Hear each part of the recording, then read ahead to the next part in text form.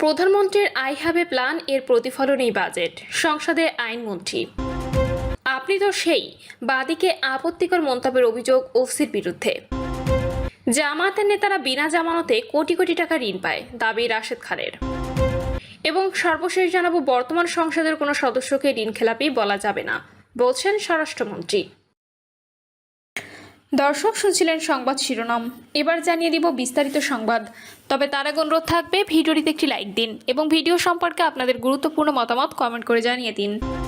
প্রধানমন্ত্রীর I have a plan এর প্রতিফলন এই বাজেট, সংসদে আইনমন্ত্রী।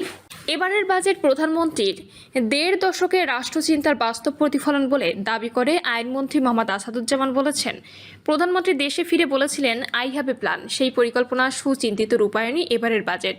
আইনমন্ত্রী বলেন, ১৯৭২ সালে বাংলাদেশের প্রথম বাজেট ছিল মাত্র ৭৮৬ কোটি টাকার, আর আজ সংসদে ৯,৩৮,০০০ কোটি টাকার বাজেট উপস্থাপিত হয়েছে। এই অগ্রযাত্রা দেশের অর্থনৈতিক সক্ষমতার প্রতিফলন। আইনমন্ত্রী বলেন, বাজেট সম্পর্কে সবচেয়ে বেশি যারা সমালোচনা করেন সিপিডির পক্ষ থেকে ডক্টর দেবপ্রিয় ভট্টাচার্য বলেন, অনেক চিন্তাশীল বাজেট, এটা আমাদের গর্বের বাজেট, আমাদের চিন্তার ফসল। এই চিন্তা একদিনের চিন্তা নয়, এই চিন্তা বিগত প্রায় ১.৫ দশক ধরে আমাদের প্রধানমন্ত্রী বাংলাদেশকে নিয়ে চিন্তার ফসল। আইনমন্ত্রী বলেন, অনেকেই বলার চেষ্টা করেছেন এটা স্বপ্নবিলাসী বাজেট, উচ্চবিলাসী budget. Yes my lord, yes মাননীয় স্পিকার, এটা স্বপ্নবিলাসী এবং উচ্চবিলাসী বাজেট। যে মানুষ স্বপ্ন দেখতে পারে না, সে বাংলাদেশের সামনের দিকে এগোতে পারবে না।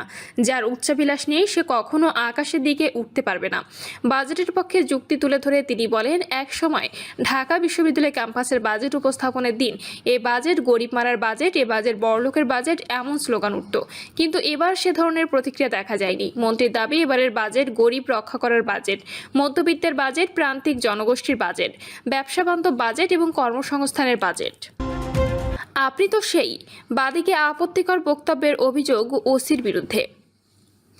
বরগুনার পাথরঘাটায় থানায় যাওয়ার পথে মামলার বাদী ফাতিমা জামাদ্দার অর্পার ওপর হামলার অভিযোগ উঠেছে মামলার প্রধান আসামি বাদশাহ আকনের বিরুদ্ধে। শুধু তাই নয়, ওই নারী বাদীকে লক্ষ্য করে সংশ্লিষ্ট থানায় ওসি আপত্তিকর মন্তব্য করেছে বলে অভিযোগ উঠেছে। দুপুর ১২টার দিকে উপজেলার চরদুয়ানি এলাকা থেকে পাথরঘাটা থানায় আসার পথে তার পথরোধ করে মারধর করে একটি ঘরে অবরুদ্ধ করে রাখা হয় বলে অভিযোগ করেছেন তিনি। পরে পাথরঘাটা থানা পুলিশের সহায়তায় তাকে উদ্ধার করেন। বিষয়টি নিশ্চিত করে বরগুনার অতিরিক্ত পুলিশ সুপার মোহাম্মদ শাহেদ চৌধুরী জানান, হামলার খবর পেয়ে দ্রুত ঘটনাস্থলে পুলিশ পাঠিয়ে বাদীকে উদ্ধার করা হয়েছে। এর আগে আদালতের সরাসরি নির্দেশনার পরও মামলা গ্রহণের বিলম্ব এবং বাদীর সঙ্গে অসৌজন্যমূলক আচরণের অভিযোগ ওঠে পাথরঘাটা থানার ওসি মোহাম্মদ এনামের বিরুদ্ধে। বাদীর অভিযোগ, মামলার প্রধান আসামি বুধবার রাতে পুলিশ আটক করলেও পরে ছেড়ে দেওয়া হয়। এরপর তিনি তার উপর হামলার ঘটনা ঘটে। হামলার একটি ভিডিও ইতোমধ্যে সামাজিক যোগাযোগ মাধ্যমে ছড়িয়ে পড়েছে। আদালতের নথি সূত্রে জানা যায়, বরগুনার অ্যাসিড অপরাধ দমন ট্রাইব্যুনালের বিচারক মোহাম্মদ সাইফুর রহমান গত ২০ মে ফাতিমা জামাদ্দার অর্পার দায়ের করা অভিযোগকে এফআইআর হিসেবে গণ্য করে প্রয়োজনীয় আইনি ব্যবস্থা নেওয়ার জন্য পাথরঘাটা থানার ওসি মোহাম্মদ এনামকে নির্দেশ দেন।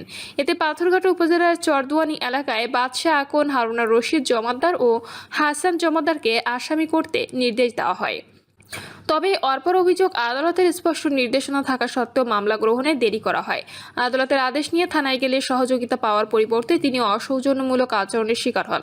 তার দাবি, ওসি তাকে উদ্দেশ্য করে বলেন, আপনি সেই ইবলিস যেন কোথাকার, আপনি সেই ইবলিস যেন কোথাকার। পাথরঘাটা উপজেলার সাবেক মহিলা ভাইস চেয়ারম্যান ও উপজেলা বিএনপি নেত্রী মরিয়ম চৌধুরী জেবু বলেন, আমার উপস্থিতিতে ওসি মোহাম্মদ এনাম মামলার বাদী অর্পাকে উদ্দেশ্য করে আপনি সেই বলে মন্তব্য করেন। একজন দায়িত্বশীল পুলিশ কর্মকর্তার মুখে এমন মন্তব্য শুনে আমি এবং সেখানে উপস্থিত সবাই বিব্রতকর পরিস্থিতিতে পড়েছিলাম। আদালতের নির্দেশনা যথাসময়ে বাস্তবায়ন এবং আসামিদের বিরুদ্ধে যথাযথ ব্যবস্থা নেওয়া হলে হয়তো পরবর্তীতে হামলার মতো ঘটনা ঘটত না। এ বিষয়ে বক্তব্য জানতে পাথরঘাটা থানার ওসি মোহাম্মদ এনামের সরকারি মোবাইল নম্বরে একাধিকবার যোগাযোগের চেষ্টা করা হলে তিনি ফোন রিসিভ করেননি। তবে বরগুনার অতিরিক্ত পুলিশ সুপার মোহাম্মদ শাহেদ চৌধুরী বলেন, বাদীর পথরোধ করে হামলার অভিযোগ পাওয়ার পরপরই ঘটনাস্থলে পুলিশ পাঠানো হয় এবং তাকে উদ্ধার করা হয়েছে। ওসির বিরুদ্ধে অসৌজন্যমূলক আচরণের বিষয়ে এখনও পর্যন্ত কোনো অভিযোগ পাওয়া যায়নি। অভিযোগ পেলে তদন্ত করে প্রয়োজনীয় ব্যবস্থা নেওয়া হবে। ওসির সরকারি ফোনে বারবার যোগাযোগের চেষ্টা করেও না পাওয়া প্রসঙ্গে জানতে চাইলে পুলিশ সুপার মোহাম্মদ শাহেদ চৌধুরী বলেন, ওসির বিরুদ্ধে এ ধরনের অভিযোগ এর আগেও শোনা গেছে। জামাতের নেতারা বিনা জামানতে কোটি কোটি টাকা ঋণ পায়, দাবি রাশেদ খানের। জামাত ইসলামী নেতারা বন্ধু বান্ধব আত্মীয় স্বজনদের নামে বিনা জামানতে কোটি কোটি টাকা ঋণ নিয়ে ব্যবসা করছেন বলে অভিযোগ করেছেন বিএনপি নেতা রাশেদ খান। তার দাবি, দলটি ঢাকা মহানগরী দক্ষিণের সেক্রেটারি ও পটুয়াখালী 2 আসনের সংসদ সদস্য স্ত্রীর নামে ইসলামী ব্যাংক থেকে বিনা জামানতে 2 কোটি টাকা ঋণ নিয়েছেন। ফেসবুকে দেওয়া পোস্টে তিনি লেখেন, নির্বাচনের আগে জামায়াত এমপি শফিকুল ইসলাম মাসুদ তার স্ত্রীর নামে ইসলামী ব্যাংক থেকে বিনা জামানতে 2 কোটি টাকা ঋণ নিয়েছে। এটা একটা নমুনা মাত্র। জামায়াতের নেতারা নিজের নামে নয়, বরং আত্মীয় স্বজন কিংবা বন্ধুবান্ধব বা দলের সাধারণ কর্মীদের নামে ঋণ নিয়ে ব্যবসা করে। এজন্য তাদেরকে ঋণগ্রস্ত বা ঋণখেলাপি দেখানোর কোনো সুযোগ নেই। আবার তাদের ক্ষমতা দেখেন বিনা জামানতে তারা কোটি কোটি টাকা ঋণ পায়, কিন্তু আপনি কি পাবো, যোগ করেন তিনি। বিএনপি এ নেতার মতে, বিএনপির যে সকল নেতারা ব্যবসায়ীকে ঋণ নিয়েছিল তারা কি বিগত 16 বছর ব্যবসা করতে পেরেছে?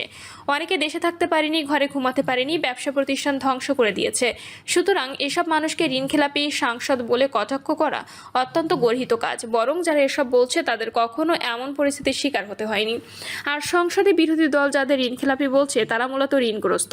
বিএনপি নেতার ব্যবসা বাণিজ্যের জন্য ঋণ নিয়েছিল দাবি করে তিনি বলেন, জামায়াত এমপি শফিকুল ইসলাম মাসুদ সহ জামায়াতের নেতাদেরও এমন ঋণ রয়েছে। আরপি অনুযায়ী ঋণখেলাপি কারো এমপি পদে প্রার্থিতা করার সুযোগ ছিল না। সুতরাং বিরোধী দলের এসব বক্তব্য সরকারকে ভিলিফাই করার জন্য এক ধরনের প্রোপাগান্ডা ও মিথ্যাচার।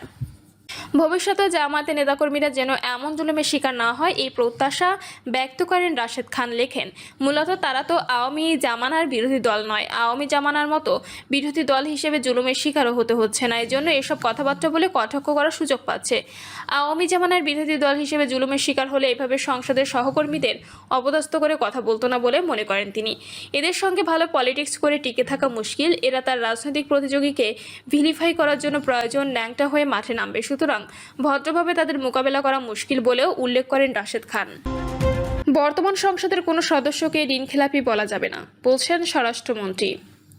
স্বরাষ্ট্রমন্ত্রী সালাউদ্দিন আহমেদ বলেছেন, বিদ্যমান নির্বাচনী আইন অনুযায়ী বর্তমান জাতীয় সংসদের কোনো সদস্যকে ঋণখেলাপি বলা যাবে না, কারণ ঋণখেলাপিরা নির্বাচনে অংশগ্রহণ ও দলীয় মনোনয়ন পাওয়ার অযোগ্য। স্বরাষ্ট্রমন্ত্রী বলেন, যারা এখনও আছেন তারা ঋণখেলাপি নন। নির্বাচনী আইন, গণপ্রতিনিধিত্ব আদেশ এবং অন্যান্য প্রযোজ্য বিধান অনুযায়ী ঋণখেলাপি নির্বাচনে অংশগ্রহণের অযোগ্য।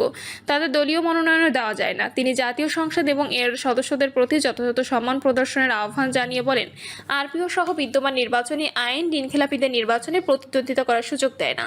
মন্ত্রী বলেন, কোনো ব্যক্তি মনোনয়ন পেয়েছেন এবং পরবর্তীতে নির্বাচিত হয়েছেন, এর অর্থ এই নয় যে তিনি ঋণখেলাপি ছিলেন। তিনি বলেন, ঋণগ্রস্ত হওয়া আর ঋণখেলাপি হওয়া সম্পূর্ণ ভিন্ন বিষয়। কোনো ব্যক্তির ব্যবসায়িক কর্মকাণ্ডের কারণে ঋণ বা আর্থিক দায় থাকতে পারে, কিন্তু সেটি তাকে ঋণখেলাপি হিসেবে চিহ্নিত করে না। সংসদ সদস্যদের মধ্যে নির্দিষ্ট সংখ্যক ঋণখেলাপি মনোনয়ন পেয়েছেন, এমন অভিযোগ প্রসঙ্গে স্বরাষ্ট্রমন্ত্রী বলেন, এই ধরনের দাবি আইনের সঠিক ব্যাখ্যা নয়। তিনি বলেন, মনোনয়নপত্র দাখিলের সময় কোনো প্রার্থীর বিরুদ্ধে ব্যাংক সংক্রান্ত মামলা বা অন্যান্য ব্যক্তিগত আইনি জটিলতা থাকতে পারে, কিন্তু পরবর্তীতে বিচারিক প্রক্রিয়ার মাধ্যমে এসব বিষয় নিষ্পত্তি হয়ে থাকতে পারে। সালাউদ্দিন আহমেদ বলেন, হাইকোর্টে বিভাগ বা আপিল বিভাগ কোনো ব্যক্তিকে বৈধ প্রার্থী হিসেবে ঘোষণা করলে তাকে আর ঋণখেলাপি বলা যায় না। প্রিয় দর্শক, এই ছিল এখনকার সর্বশেষ সংবাদ। আপডেট সব সংবাদ পেতে চ্যানেলটি সাবস্ক্রাইব করে বেল আইকনটি ক্লিক করে রাখুন।